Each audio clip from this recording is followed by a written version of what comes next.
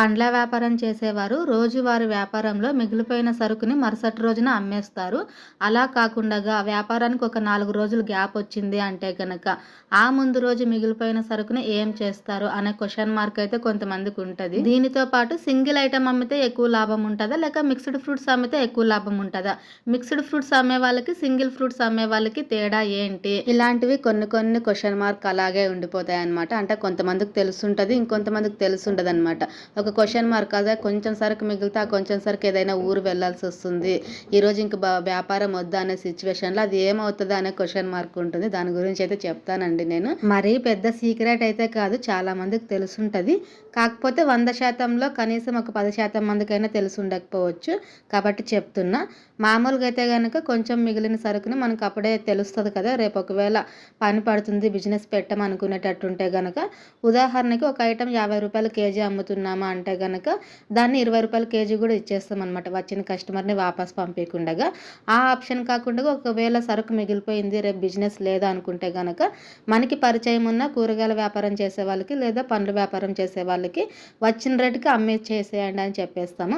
ఆ ఆప్షన్ కూడా మిస్ అయిపోయింది అంటే గనక మనకి పరిచయం ఉన్న వాళ్ళకి, ఇంటి పక్క వాళ్ళకు, ఇంటి ఎదురుగు వాళ్ళకు, ఇంటి వెనకాల వాళ్ళకు అట్లా ఇచ్చేస్తాము. ఆ ఆప్షన్ కూడా లేదు అనుకున్నప్పుడు ఆ సరుకు బాగున్నప్పటికీ ఆవులకు పెట్టేస్తాం అనమాట. జరిగేది ఇదే అనమాట. ఇంకొక 4-5 కేజీల సరుకు మిగిలింది, మనం వ్యాపారం పెట్టలేము, అది పాడైపోతుంది, ఇంట్లోనే వేస్ట్ అయిపోతుంది అనుకున్నప్పుడు ఇట్లే చేస్తారనమాట. కొంతమంది ఏంటంటే వాళ్ళకి అనుకూలం ఉంటే కనుక జ్యూస్ సెంటర్లకు ఇచ్చేస్తారు.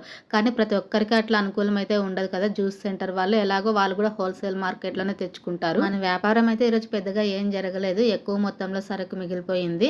వీటిని మళ్ళీ బాక్సుల్లోకి వేస్తే కనుక అన్ని పండ్లు ఉదిరిపోతాయి అనమాట, ఖర్జూరాలు. అందుకే బండికి కట్టేస్తున్నాము. స్టాండ్ పెట్టే కూడా ప్లేస్ లేదు, పైన బాక్సులు ఉన్నాయి. అందుకే ఇంక మనకి తెలిసిన వాళ్ళ షాప్లో పెట్టేసినాం అనమాట, గొడుగు పెట్టే స్టాండ్. కొంచెం సరుకు మిగిలింటే గనక బాక్సుల్లో వేసుందాము, కాకపోతే ఎక్కువ మొత్తంలో ఉంది కదా, అంత సరుకు మళ్ళీ మనం బాక్సులోకి వేసుకుంటా తీసుకుంటూ పెడితే గనక ఖచ్చితంగా పండ్లు అనేది రాలిపోతాయి. గుచ్చులు గుచ్చులుగా ఉంటేనే చూడ్డానికి కూడా లుక్ ఉంటుంది అనమాట ఈ ఖర్జూరము. అయితే సింగిల్ ఐటమ్ అమ్మితే ఎక్కువ లాభం వస్తుందా, మిక్స్డ్ ఐటమ్ అమ్మితే ఎక్కువ లాభం వస్తుందా అంటే గనక, మిక్స్డ్ ఫ్రూట్స్ అమ్మితే గనక ఎప్పుడు కూడా రన్నింగ్ ఉంటుంది, ప్రాఫిట్ కూడా ఎక్కువగానే ఉంటుంది, దానితో పాటు పెట్టుబడి కూడా ఎక్కువే ఉంటుంది అనమాట. మిక్స్డ్ ఐటమ్ తెస్తే సింగిల్ ఐటమ్ అమ్మే బిజినెస్లో ఏంటంటే మనకి పెట్టుబడి ఎక్కువ అవ్వదు, తక్కువలోనే వచ్చేస్తుంది. ఎందుకంటే మనం సింగిల్ ఐటమ్ అమ్ముతాం కదా, ఎక్కువ మొత్తంలో తీసుకున్నప్పుడు కూడా మనం సరుకు కొంచెం తక్కువ రేటుకి మాట్లాడి తీసుకోవడానికి ఉంటుంది. అదే మిక్స్డ్ అయితే కనుక అన్ని ఒక్కొక్క బాక్స్ లేదా 2 బాక్సులు తీసుకుంటాం కదా, రేట్లో మార్పు ఉంటుంది. దానితో పాటు మిక్స్డ్ ఫ్రూట్లో ఒక ఐటమ్ తీసుకోవడానికి వచ్చినప్పుడు ఇంకొక ఐటమ్ కూడా కొనే ఛాన్స్ ఉంటుంది కస్టమర్ ఆటోమేటిక్గా, అది ప్లస్ పాయింట్ అనమాట మిక్స్డ్ ఫ్రూట్లో. ఇదే సింగిల్ ఫ్రూట్లో అయితే కనుక మనం ఎక్కువ మొత్తంలో ఒకే ఐటమ్ తీసుకొని ఉంటాం కాబట్టి సరుకు కొంచెమే ఉన్నప్పుడు ఇంకా ఎక్కువ తక్కువ వదులుకోవడానికి ఉంటుంది అనమాట. అంటే ఉదాహరణకి కేజీ 50 రూపాయలు అమ్ముతున్నాం అనుకోండి, సరుకు కొంచెమే ఉన్నప్పుడు 20 రూపాయలు 30 రూపాయల కేజీకి కూడా వదిలేసుకోవడానికి ఉంటుంది. అంటే సరుకు ఖాళీ అయ్యే కొద్దీ మూమెంట్ చూసి రేట్లు మార్చుకోవచ్చు అనమాట, ఎందుకంటే మనకు దానికి పెట్టిన పెట్టుబడి డబ్బులు వచ్చేసి ఉంటాయి కాబట్టి. మిక్స్డ్ ఫ్రూట్లో ఏంటంటే అయ్యో ఇంకొంచెం సరుకే మిగిలిపోయింది, ఇది పోతుందో లేదా అనే భయం అయితే ఉండదన్నమాట.